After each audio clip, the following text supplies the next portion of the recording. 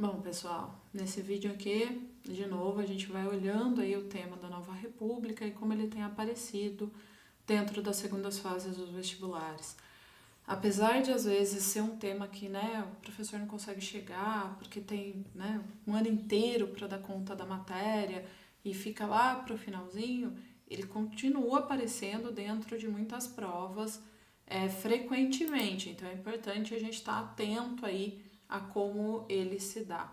Bom, a primeira questão que eu trago aqui para vocês é uma questão da Unesp de 2017, desculpa, e ela começava aí com um texto e a partir do texto pedia para a gente realizar a questão. Então vamos olhar para ela primeiro. A campanha pela Constituinte foi extremamente importante para despertar a consciência cívica dos brasileiros e estimular a organização da sociedade, criando um ambiente propício à manifestação objetiva e clara da vontade do povo quanto a pontos essenciais da organização política e social. Então aqui ele está falando ainda da campanha da Constituinte, desde lá do começo, e dizendo que ela foi importante para despertar a consciência cívica, então a consciência da população como cidadã efetivamente, e também importante para estimular a organização da sociedade, porque daí ela vai ajudar a criar o ambiente de manifestação pós-ditadura que a gente vive, tá? Continuando no texto.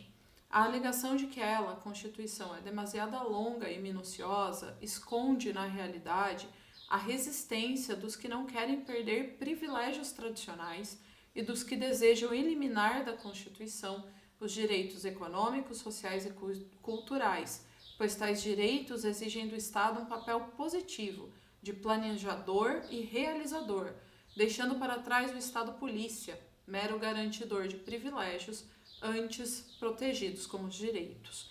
Então ele vai falar, o pessoal que está criticando ali como a Constituição foi feita, é porque essas pessoas elas querem eliminar os direitos que aparecem ali na Constituição, que são direitos sociais, econômicos, sociais e culturais, e porque essa Constituição ela mudou a ideia de um Estado, que antes era só polícia, um Estado só repressivo, para um Estado que quer ser um planejador e um realizador.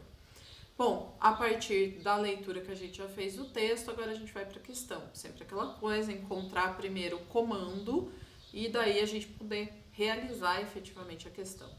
A partir do depoimento do jurista Dalmo Dallari, cite. Então, o comando da questão está aqui. A gente vai ter que citar alguma coisa. Citar, gente, é jogar informação e sair correndo. Você não precisa perder tempo explicando ela. O cite, o indique, ele não está pedindo explicação. A gente pode colocar e só deixar. Mas o que eu preciso citar nesse caso? Duas características do momento histórico em que a Assembleia Constituinte de 88 foi convocada, então ela foi convocada ali em 1986, então aqui a gente tem um comando duplo, precisa fazer duas coisas, duas características da Carta Constitucional que ela elaborou.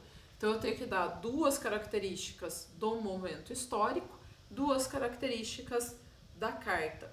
De novo, sempre que a gente tem essas questões que tem duplo comando, duas coisas para fazer, é interessante que você diga o que você está fazendo. Então, começando ali, duas características do momento histórico em que foi realizada a carta. Posso, inclusive, colocar aqui 2 pontos e tratar, A gente pode falar que uma característica clara que a gente tem nesse momento era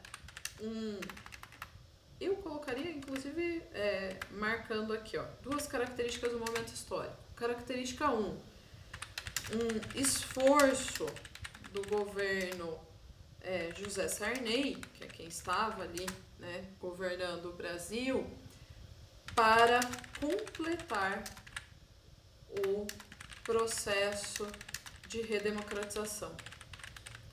Então aqui a gente está marcando que havia ali por parte do governo a ideia de que aquela democracia precisava ser completada, porque a gente não podia manter a Carta Constitucional da ditadura. Tá? Uma segunda característica do momento histórico que a gente vive naquele momento, a gente pode marcar aí um governo atravessado por uma grave crise política, por uma grave crise econômica, com taxas anuais de inflação que batiam recordes. Então, uma segunda característica desse momento histórico do Brasil é a questão da crise econômica. Pessoal, não precisa ficar só nisso.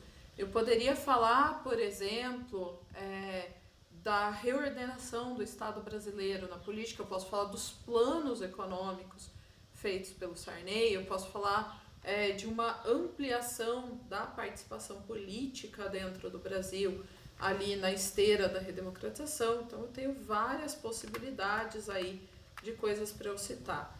Mas eu não respondi a questão só colocando as características do momento histórico, porque ele tem dois comandos, duas características, né, da Carta Constitucional de 1988, segundo comando, e aí eu posso de novo aqui listar as duas características. Teria inúmeras para eu colocar, mas uma que está claro ali no texto, ela faz uma ampliação dos direitos econômicos, sociais e culturais dentro do Brasil. Então aí já rapidamente a gente pode ter uma característica. Opa, deixa eu mudar aqui o número, né? Então é o 3, é a primeira que a gente está mostrando. A gente tem uma ampliação de uma série de direitos sociais, econômicos e culturais no Brasil dentro dessa Carta Constitucional. Que eu posso continuar marcando sobre essa carta, uma outra característica que está ali dentro do texto, uma ampla participação dos movimentos sociais para elaboração de leis que garantiram o reconhecimento desses mesmos movimentos. Diferente do que acontecia na ditadura, né? A gente teve ali a Carta Constitucional de 88 reconhecendo a participação popular como uma participação importante. Teria como outras possibilidades, eu poderia falar, por exemplo, da organização de um regime republicano, presidencialista, mas isso aqui a gente já tinha. Bom, na ditadura a gente não tem, né? Com 3 poderes, na ditadura está tudo concentrado no poder executivo. E a consolidação do chamado presidencialismo de coalizão. É uma característica também, poderia ser citado. A ampliação do direito ao voto, o voto dos analfabetos, o voto para maiores de 16 anos, a criação do SUS, do Sistema Único de Saúde, está lá previsto, tá? O enquadramento de racismo como crime está previsto dentro da Constituição. Então aqui nas características, e é isso, jogou a característica, você não precisa mais fazer nada. Então é sempre importante ter essa noção em torno dos comandos que as questões estão pedindo. Vamos olhar aí a próxima questão. Bom, essa é uma questão da prova da FUVEST de 2022, ela também tem ali um texto e os itens para a gente responder. Vamos olhar primeiro o texto para a gente conseguir conduzir aí a prova. No dia 22 de agosto de 1988, o governo federal fundou a primeira instituição pública voltada para a promoção e preservação de valores culturais, históricos, sociais e econômicos decorrentes da influência negra na formação da sociedade brasileira. A Fundação Cultural Palmares, entidade vinculada ao Ministério da Cidadania. Então ele está falando aqui da criação da Fundação Cultural Palmares e dizendo que o trabalho dela era voltado para a promoção e preservação de valores culturais, históricos, sociais e econômicos da influência negra na formação da sociedade brasileira. Então ele está dizendo por que ela foi fundada. Ao longo dos anos, a Fundação Palmares tem trabalhado para promover uma política cultural igualitária e inclusiva. Então aqui uma das funções dessa fundação, criar uma política cultural igualitária e inclusiva que contribua para a valorização e das manifestações culturais e artísticas negras brasileiras como patrimônios culturais. Então, uma valorização da história e das manifestações culturais e artísticas negras como patrimônios nacionais. Bom, a gente sabe quando ela foi criada, por que ela foi criada e o que ela vem fazendo. Essas informações o texto já trouxe pra gente. A partir dessas informações, a gente vai ver o que está no comando das questões para a gente poder responder essa questão, tá? Primeiro, justificar o nome da instituição. Por que o nome dessa instituição é Fundação Cultural Palmares? Olha, se o objetivo, dessa fundação é justamente preservar valores culturais, históricos, sociais e econômicos da influência da população, da influência negra na sociedade brasileira, o nome dessa fundação está ligado justamente à memória de um dos principais locais de luta e resistência da população negra, na época ainda uma população escravizada dentro do Brasil.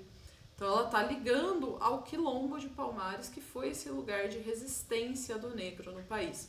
E é por aí que a gente pode ir, tá? Se eu quero justificar, não adianta eu falar, a fundação lembra Palmares. Eu preciso dizer por que lembrar Palmares é algo importante.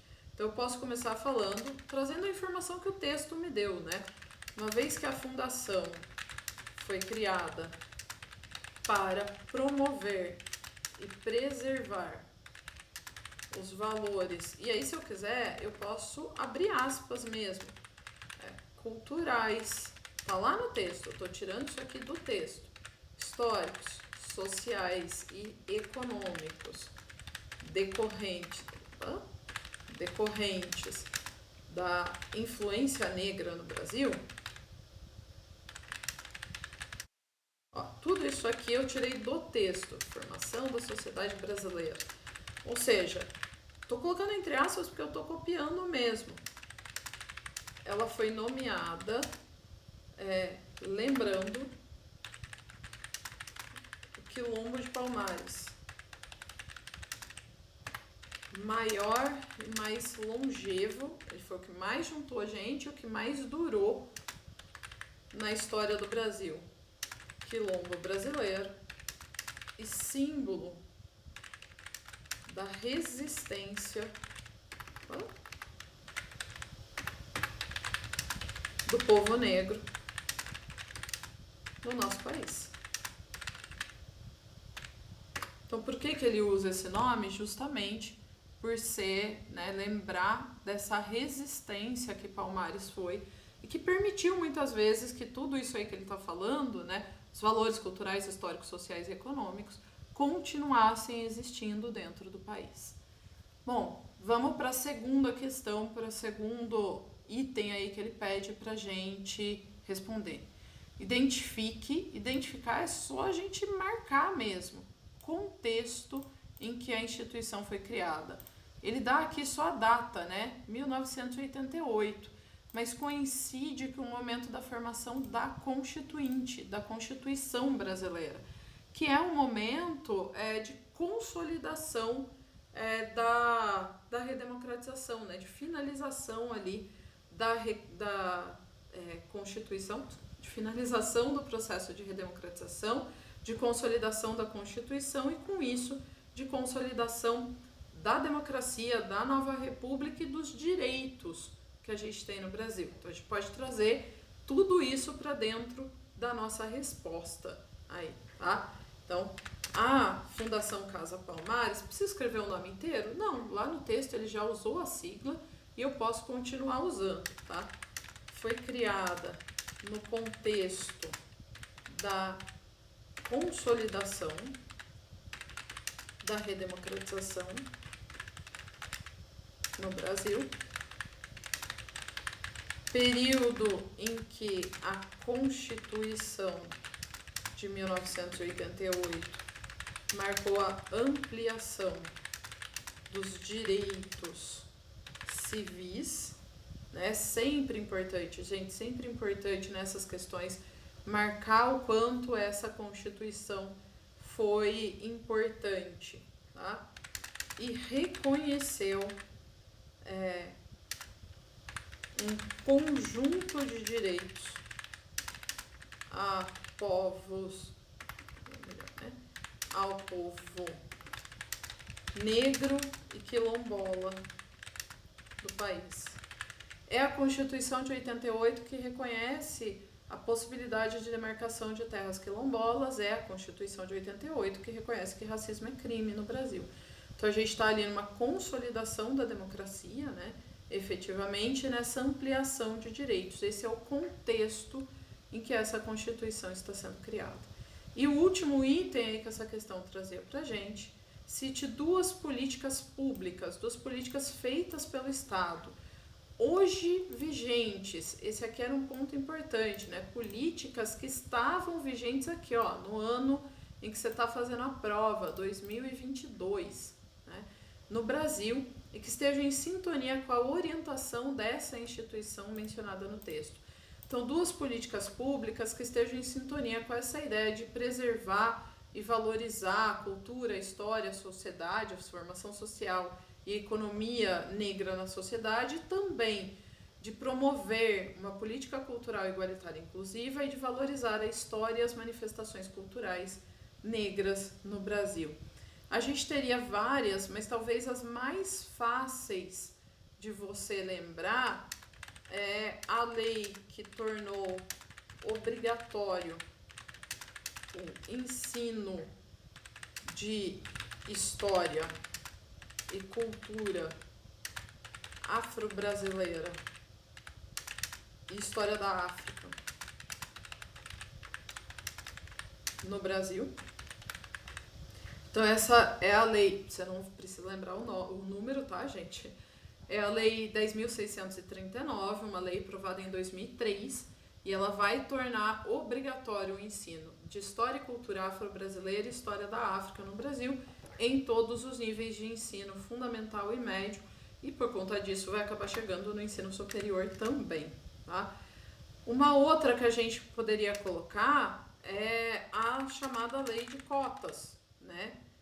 Que é a lei 12.711, de novo, você não precisa lembrar o número, que reservou um mínimo de vagas nas instituições de ensino superior federais, públicas. Importante marcar isso, porque outras universidades vão levar muito mais tempo para estimular esse tipo de política, né?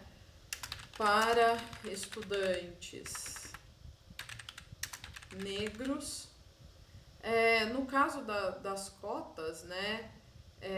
Estudantes negros e indígenas que fizeram o ensino médio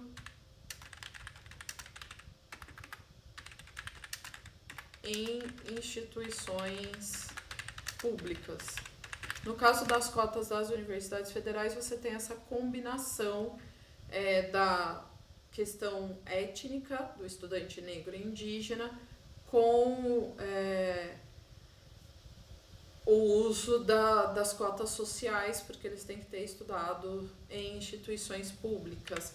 Algumas universidades estaduais, elas vêm colocando outros tipos de política, permitindo também que pessoas que fizeram ensino médio em escolas particulares possam concorrer pelas cotas em lugares diferentes, escola pública, escola particular, mas a gente também tem a questão das cotas raciais aí, tudo bem? Bom, pessoal, daqui a pouquinho a última questão que a gente vai revisar hoje. Bom, na nossa última questão aqui, eu trago para vocês uma questão da Unicamp de 2022. E ela começava no seu textinho aí com versos da música Haiti, composta pelo Caetano Veloso e o Gilberto Gil em 1993, é do disco Tropicália 2. E os versos falam: "E quando ouvir o silêncio sorridente de São Paulo diante da Jacina, 111 presos indefesos. Mas presos são quase todos pretos, ou quase brancos, quase pretos de tão pobres. E pobres são como podres, e como sabem como se tratam os pretos." Então aqui ele está falando, né, 111 presos indefesos, está fazendo uma referência ao massacre do Carandiru, e ele está marcando uma condição que a gente tem até hoje no Brasil, que os presos no Brasil, a população carcerária brasileira é majoritariamente negra dentro do país. Tá? Bom, aí vem com a questão. A música denuncia um massacre do Carandiru ocorrido em 1992 na cidade de São Paulo. Então ele não está escondendo de você, em forma alguma, que está falando do Carandiru. A partir da letra e de seus conhecimentos. Explique, então a gente tem um explique por quê, a gente vai ter que explicar o motivo de alguma coisa, usando para isso a história, né? Então a gente tem que trabalhar historicamente, já que era uma prova de história, por que a chacina do Carandiru, ela é um crime contra os direitos humanos, identificando o perfil, e aí vem uma outra parte da questão, né? A gente vai identificar o perfil das vítimas. Então, primeiro eu vou mostrar por que essa chacina, de alguma forma, ela está violando os direitos humanos, né? Feita ali em 1992 pelos militares. O massacre do Carandiru. Bom, tem dois comandos na questão, eu vou sempre fazer duas partes de resposta diferentes e muito claras, tá? Então, o massacre do Carandiru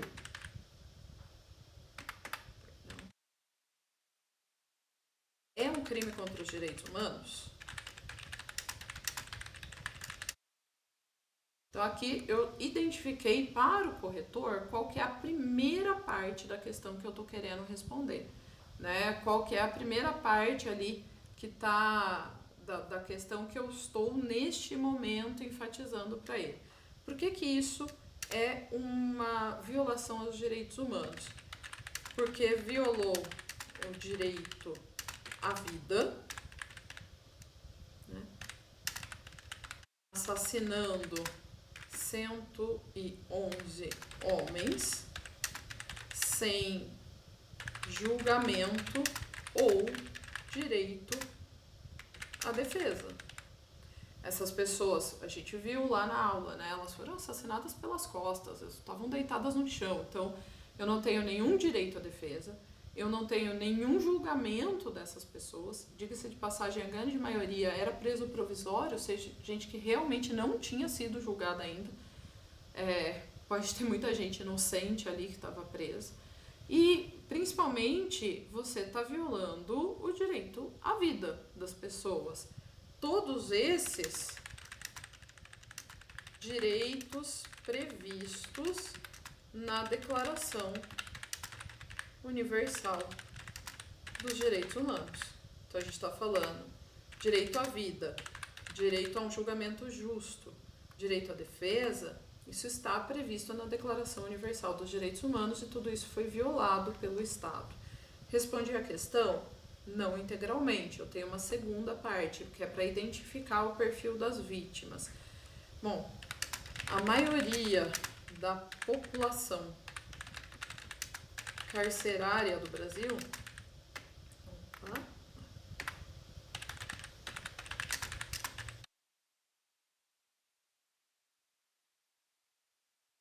aqui eu poderia colocar porque infelizmente isso não muda, né?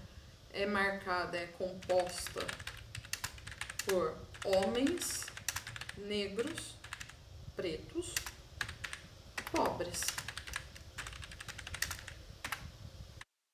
O que denuncia um viés aí do sistema judiciário.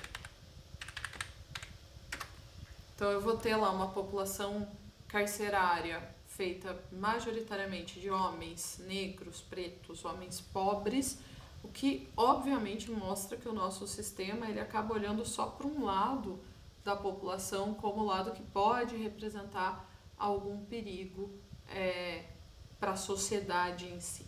Tá? Respondi, fiz os 2 comandos, agora eu posso ir para a letra B. Na letra B, ele traz um comando que é o que talvez as pessoas às vezes mais se confundam, que é o cite e explique. Porque você tem que trazer o nome, a ideia de alguma coisa e explicar como ela funcionou.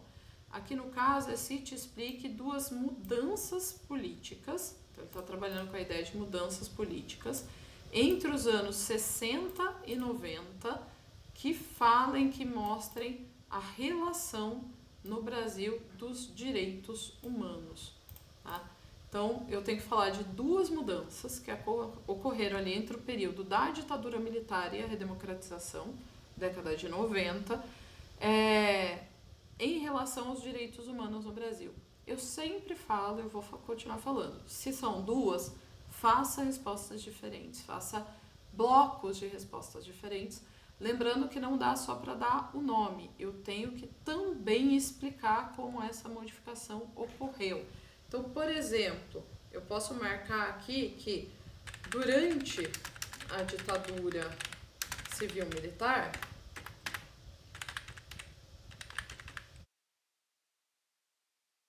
não havia o respeito aos direitos humanos. Responde alguma coisa? Nada. Até agora eu não respondi nada. Então, eu preciso identificar modificações, eu vou marcá-las a partir de agora. Tá? Primeira modificação que eu traria é a Constituição de 1967, Constituição feita pela ditadura, não previa direitos civis, como a liberdade de expressão.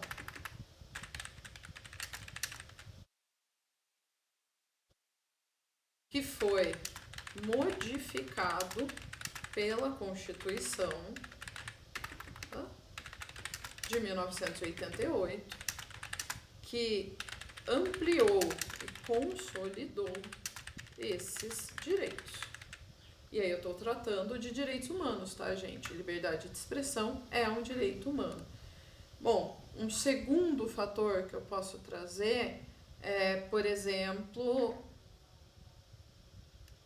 a ditadura civil-militar utilizou-se amplamente da tortura,